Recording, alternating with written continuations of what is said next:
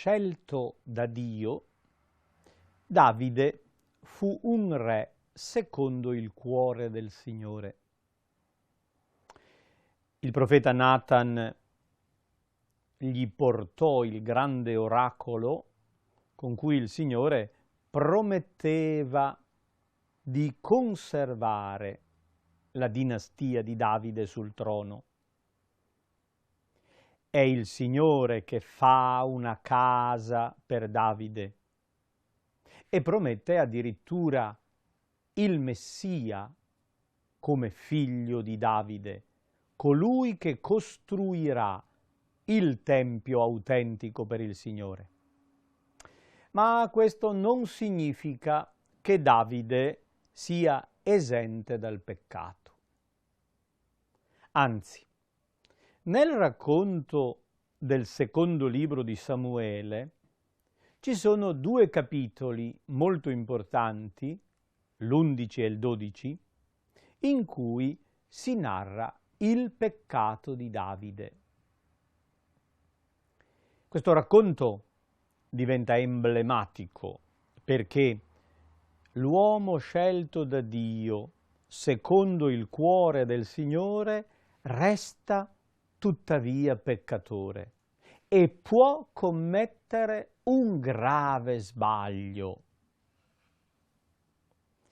Questo racconto ci fa comprendere come il testo biblico non sia semplicemente agiografico, nel senso che voglia presentare solo quello che c'è di bello, facendo l'elogio dei personaggi antichi. Mostra anche il lato oscuro della vita, sottolinea questa dimensione di peccato, ma è chiaro, raccontando il peccato di Davide, il narratore biblico vuole mostrare che fu male quel comportamento. Viene raccontato il peccato non per dire e anche il buon re Davide peccava, quindi è normale che tutti pecchino, peccate pure. Assolutamente. Viene raccontato per mostrare come anche l'eletto, anche colui che ha ricevuto tanto da Dio, che avrebbe solo da ringraziare, finisce per peccare e diventa ingrato. E il racconto allora enfaticamente sottolinea la negatività di questo comportamento. Leggiamo questi due capitoli molto belli, narrativamente splendidi, teologicamente forti. All'inizio dell'anno successivo, al tempo in cui i re sono soliti andare in guerra, qui ci troviamo di fronte ad un racconto più storico. Notate come compare pochissimo il Signore, non è un personaggio implicato direttamente nelle vicende. E il narratore adopera il linguaggio dei suoi tempi. In primavera, abitualmente, si inizia una spedizione militare. Ci sono dei problemi da risolvere sui confini, quando la stagione lo permette, non ci sono più le piogge e non c'è ancora il grande caldo, si organizza la spedizione militare. Dunque, all'inizio di quell'anno, Davide mandò Joab con i suoi servitori e con tutto Israele a compiere devastazioni contro gli Ammoniti. Posero l'assedio a Rabbà, mentre Davide rimaneva a Gerusalemme. Ormai Davide si è insediato, è potente, famoso, ha preso il controllo della situazione, si è costruito una bella casa, organizza la spedizione militare e manda il generale Joab. Lui resta a casa. Un tardo pomeriggio, Davide, alzatosi dal letto, si mise a passeggiare sulla terrazza della reggia. Notiamo che il racconto è ironico.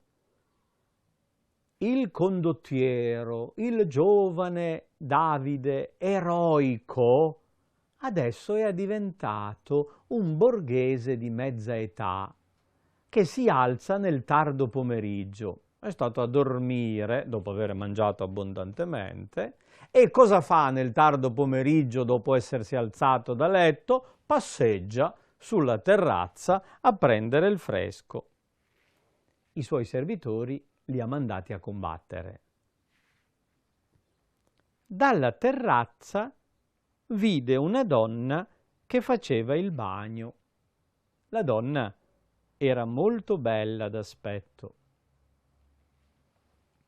La terrazza del re è uno dei punti più alti di Gerusalemme e la vista dà sulle case intorno alla reggia, quindi il grande palazzo. Questa signora evidentemente appartiene a qualche alto ufficiale che vive nella zona del palazzo. Dall'alto la vede mentre fa il bagno e apprezza la sua bellezza.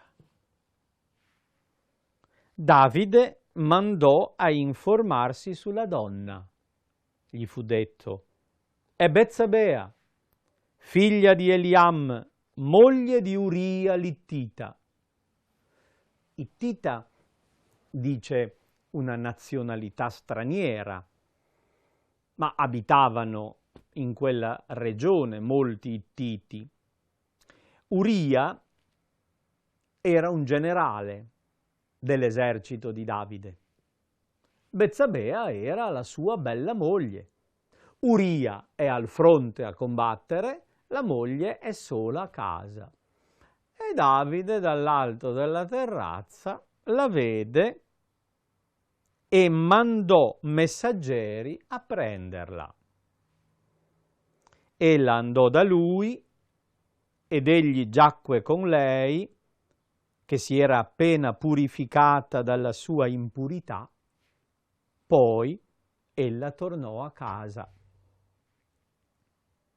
Notate come il racconto sia estremamente sintetico, senza aggettivi, senza valutazione. Non dice fece bene, fece male.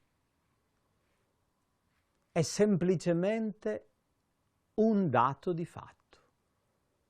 Davide prese di forza la moglie di un suo generale.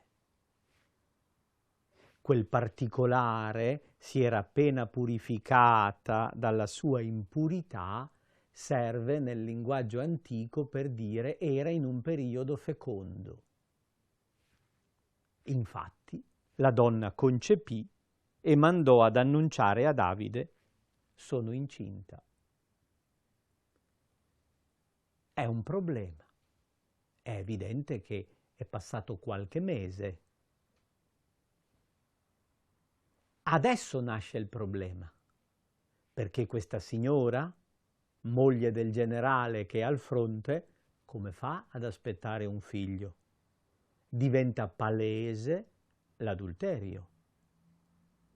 Bisogna risolvere il problema, perché sarebbe uno scandalo a corte. Nessuno si è accorto di niente fino a quel momento, ma quando si accorgeranno che Betsabea è incinta, quando lo saprà il marito, inevitabilmente lo scandalo scoppierà.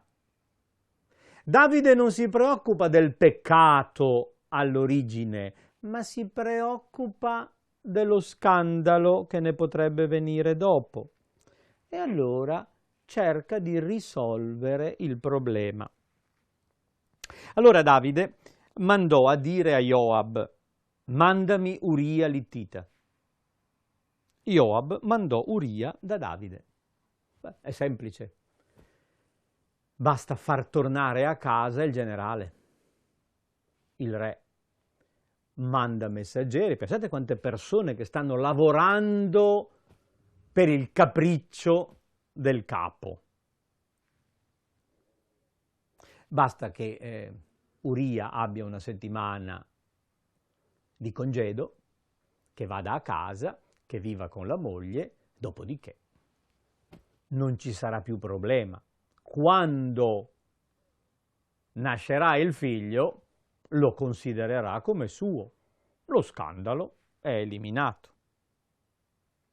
Arrivato Uria, Davide gli chiese come stessero Joab e la truppa e come andasse la guerra.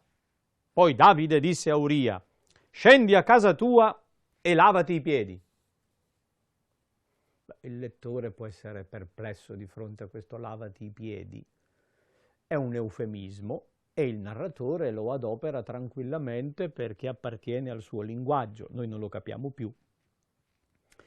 Significa va a letto con tua moglie. Uria uscì dalla reggia e gli fu mandata dietro una porzione delle vivande del re. Ma Uria dormì alla porta della reggia con tutti i servi del suo signore e non scese a casa sua. È un generale e sta in caserma. Non va a casa dalla moglie. Pensare che era una bella moglie. Perché non ci va? Forse noi non riusciamo a capirlo, ma il lettore antico lo capiva, lo sapeva, perché c'era una regola ben precisa che durante il servizio militare dovevano essere in stato di purità rituale e quindi non dovevano avere rapporti sessuali. Uria è osservante, non solo, ma è solidale. Dice: i miei soldati al fronte sono in una situazione di disagio e io vado a casa con mia moglie?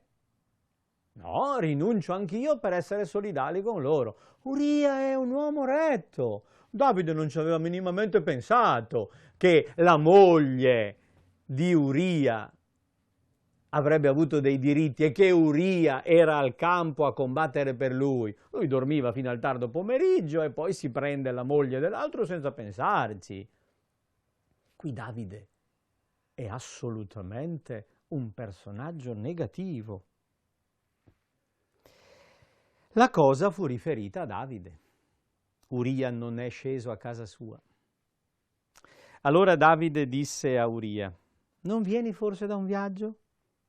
Perché dunque non sei sceso a casa tua?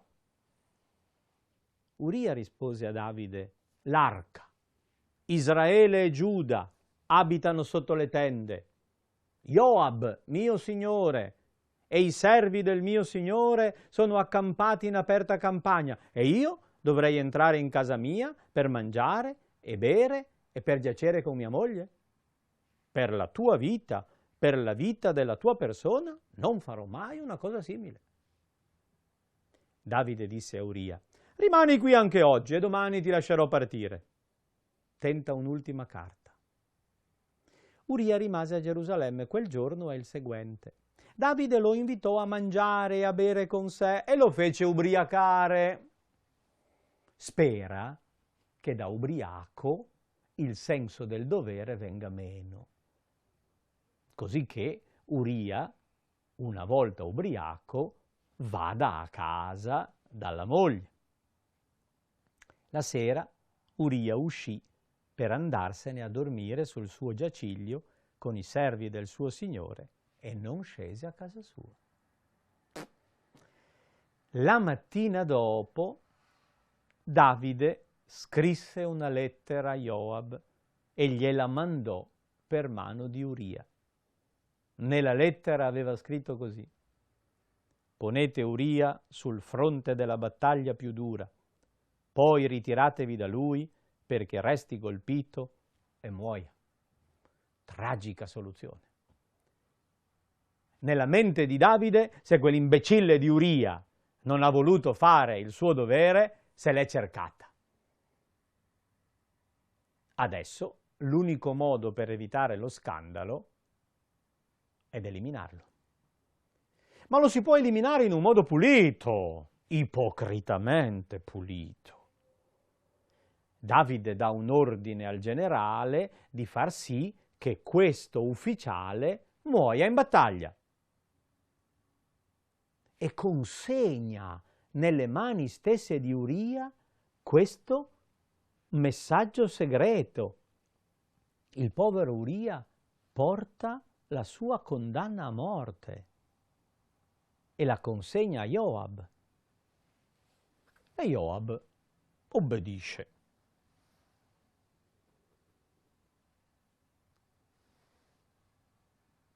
Joab, che assediava la città, pose Uria nel luogo dove sapeva che c'erano uomini valorosi. Gli uomini della città fecero una sortita e attaccarono Joab. Caddero parecchi della truppa e dei servi di Davide e perì anche Uria l'Ittita. È un incidente, una disgrazia. A Gerusalemme faranno funerali di Stato in onore del povero Uria, morto valorosamente combattendo per la patria. Joab mandò ad annunciare a Davide tutte le cose che erano avvenute nella battaglia e diede al messaggero l'incarico di riferire prima tutte le perdite. State tranquilli, dice Joab, il re si arrabbierà perché abbiamo perso una battaglia. Vi dirà perché non avete fatto così, avreste dovuto fare così. Joab conosce molto bene Davide. Quando il re comincerà ad arrabbiarsi, voi aggiungete anche, è morto pure Uria. Vedrete che gli passerà subito la rabbia e accetterà la sconfitta. E così avviene. Il messaggero si lascia per la fine la notizia che sta a cuore al re. È morto anche Uria l'Ittita. Allora Davide disse al messaggero: riferisci a Joab, non sia male ai tuoi occhi questo fatto, perché la spada divora ora in un modo, ora in un altro. Rinforza la tua battaglia contro la città e distruggila. E tu stesso fatti coraggio. Pazienza, vai. Il narratore presenta Davide come un bell'imbusto, un ipocrita di Stato, una persona vittima dei propri istinti, che tenta di nascondere il proprio peccato e ha paura solo degli scandali pubblici. La moglie di Uria, saputo che il marito era morto, fece il lamento per il suo signore. Passati i giorni del lutto, Davide la mandò a prendere e la aggregò alla sua casa. Sembra che abbia addirittura fatto un'opera di bene. Si accolla l'onere della povera vedova. Nessuno si è accorto di niente. Avete notato che fin qui il Signore non è nemmeno nominato? In tutto questo racconto Dio non c'è. C'è solo il peccato dell'uomo o la virtù dell'uomo. Ma l'ultimo versetto del capitolo mostra che non è vero che Dio sia assente. Ma ciò che Davide aveva fatto era male agli occhi del Signore. Nessuno aveva visto, nessuno si era reso conto di quel che stava succedendo. Davide aveva risolto il suo problema. Un adulterio e un omicidio. Però non era apparso niente all'esterno. Ma il problema c'era. Il male esisteva. E interviene il profeta. Nathan viene mandato dal Signore. Il capitolo 12 inizia come quel capitolo in cui si parlava della unzione di Davide re.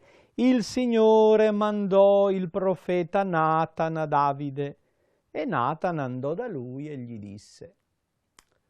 Questa volta il profeta viene mandato dal Signore per rimproverare il re. Ma saggiamente non affronta subito la questione. Nathan racconta a Davide una parabola. Questa è la più antica parabola che conosciamo nella tradizione biblica. La parabola è un racconto dialogico, cioè un sistema per far dialogare, per convincere l'ascoltatore a esprimere un giudizio e una valutazione, senza che si renda conto di parlare di sé. Se Nathan avesse affrontato Davide di petto, dicendogli direttamente che quel che aveva fatto era male, Davide si sarebbe scusato, avrebbe negato. Invece Nathan gli parla di un altro caso, gli racconta una vicenda. Due uomini erano nella stessa città, uno ricco e l'altro povero. Quello ricco aveva tante pecore, quello povero ne aveva una sola, ma la curava molto bene, l'aveva allevata, se la teneva con sé.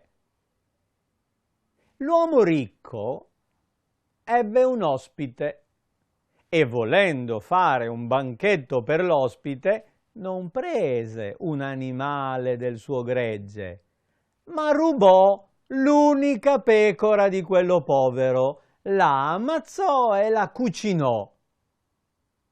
È un caso di cronaca. Il re è custode della giustizia. Davide, in teoria, ha il senso della giustizia. Sentendo una storia del genere, Davide si adirò contro quell'uomo e disse: «Per la vita del Signore, chi ha fatto questo è degno di morte. Pagherà 4 volte il valore della pecora per aver fatto una tal cosa e non averla evitata». Nathan disse a Davide: «Tu sei quell'uomo». «Come io sono quell'uomo? Io non ho rubato nessuna pecora». «Ah, pecore no, ma mogli sì». Ecco la parabola. Davide pensava ad un altro caso e ha tirato una conclusione. Un uomo che si comporta così merita la morte. E Nathan applica la parabola all'interlocutore. Tu sei quell'uomo. Il personaggio della parabola sei tu. Quella storia riguarda te. Così dice il Signore: io ti ho unto re di Israele, ti ho liberato dalle mani di Saul, ti ho dato la casa del tuo padrone, ti ho dato la casa di Israele e di Giuda. E se questo fosse ancora poco, vi aggiungerei dell'altro. Perché dunque hai disprezzato la parola del Signore, facendo ciò che è male ai suoi occhi? Tu hai colpito di spada Uria l'Ittita, hai preso in moglie la moglie sua e lo hai ucciso con la spada degli Ammoniti. Lo hai ucciso tu con la spada degli Ammoniti. Non è un incidente di guerra, il responsabile sei tu. Davide resta spiazzato perché era convinto che nessuno sapesse. Invece il profeta, illuminato da Dio, conosce il cuore. Tu non hai ascoltato la parola, hai disprezzato la parola. Ebbene, la spada non si allontanerà mai dalla tua casa. È un altro oracolo di Nathan. C'è una promessa di Dio: la casa durerà, ma c'è un'altra promessa che minaccia: durerà attraverso la spada. ci saranno continuamente lotte. Davide disse a Nathan: ho peccato contro il Signore. E qui sta l'aspetto positivo di Davide. Riconosce il proprio peccato, lo ammette e ne prova dolore, rientra in sé. Non si ostina, ha il coraggio di chiamare male quello che è male. Si era lasciato prendere da quella situazione, ma alla fine non si intestardisce dicendo: va bene così, a me sembra che sia giusto ed è giusto così. Ho peccato contro il Signore, ho sbagliato, ho fatto ciò che è male ai suoi occhi. E Nathan rispose a Davide: il Signore ha rimosso il tuo peccato, tu non morirai. Davide aveva detto: quell'uomo merita la morte. Il Signore è un giudice misericordioso e di fronte al perdono, di fronte al pentimento, perdona. Ma questa macchia di Davide resta nella sua storia di re, un povero re peccatore, oggetto della grande misericordia di Dio.